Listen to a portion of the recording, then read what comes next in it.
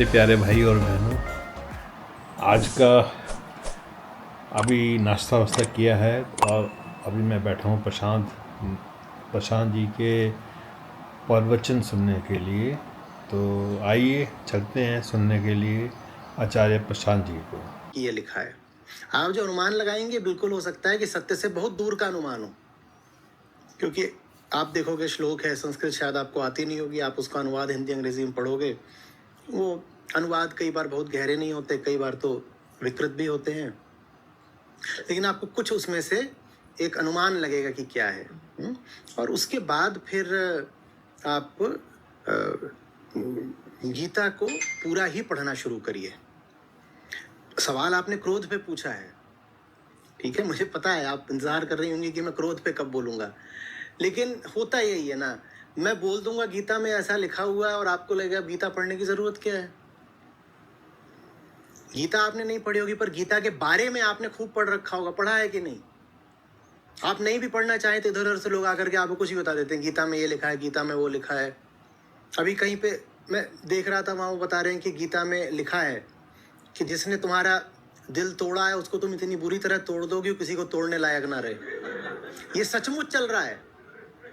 और उसमें कोई टीवी कलाकार है, उसकी शक्ल बना दी है और वो ऐसे खड़ा होकर के वो ऐसे देख रहा है। उसने शायद बोला भी होगा कहीं पर, किसी टीवी सीरियल वगैरह में। अब लोगों को लगेगा गीता में सचमुच लिखा है कि जिसने तुम्हारा दिल तोड़ा उसको तुम तोड़ दो ताकि वो किसी को तोड़ने लायक ना रहे। वैसे मैं क्रोध पे कुछ बोल दूंगा, आपकी मजबूरी हो जाएगी मेरी बात मानना, तो मैं इसलिए बोल रहा हूँ आप किसी की बात पर यकीन मत करो, मेरी ही बात पर यकीन मत करो। हालांकि अभी मैं दूंगा आपके प्रश्न का उत्तर, लेकिन मैं कुछ भी बोलूं उससे बेहतर यह है कि स्वयं कृष्ण आपसे बात करें ना। अगर सुनी सुनाई बातों पर ही चलना होता तो वो अपने पीछे अपना संदेश क्यों छोड़ गए होते। उन्होंने इसीलिए दिया है ना क्योंकि वो आपसे एक निजी रिश्ता रखना चाहते हैं। आपका क्या नाम? सर निवेदिता मंडल। अब उनको पता था निवेदिता होगी एक दिन, तो कृष्ण बोल रहे हैं भाई मुझे निवेदिता के लिए कोई बात छोड़नी है। निवेदिता आएगी, निवेदिता को संसार में पैदा होने पर तमाम तरह के भ्रमों का सामना करना पड़ेगा और कुछ बाहरी चीजें होंगी, और बहुत क्रोधी भी है शायद निवेदिता, भीतर से उसको गुस्सा आ जाता है।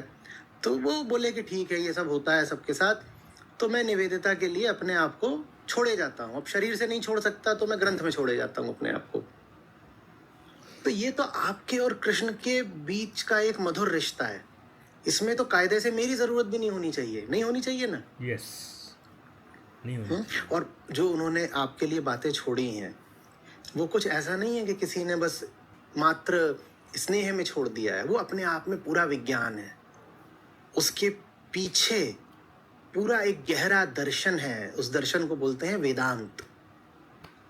गीता ऐसे ही किसी ने कुछ नहीं बोल दिया है कि मुझे कुछ लग रहा है तो मैं बोले दे रहा हूं। जो वहां बात बोली गई है ना वो एक फिलॉसफी पर आधारित है, विज्ञान है पूरा। बहुत बात प्रमाण के साथ बोली गई है, अनुमान से नहीं, प्रमाण से। ठीक है, तो गीता पढ़नी है। अब मैं बता देता हूं क्रोध को लेकर के, लेकिन उसे आप पढ़िएगा जरूर। और अगर समय हो तो गीता पर मैं बात कर ही रहा हूं, उस बात से अगर किसी तरीके से जुड़ सकते हो तो आप जरूर जुड़िएगा। संस्था से आपने जिन भी लोगों से संपर्क करा है उनसे पूछिएगा, वो आपको बता देंगे। नहीं भी अगर संस्था से पूछना है तो आप गूगल कर लीजिएगा, वहां ही पता चल जाएगा। क्रोध आता है कामनाओं के पूर्ण न होने से, ये कहती है गीता। कामना के पूर्ण न होने से जो मन की स्थिति होती है उसको बोलते हैं क्रोध।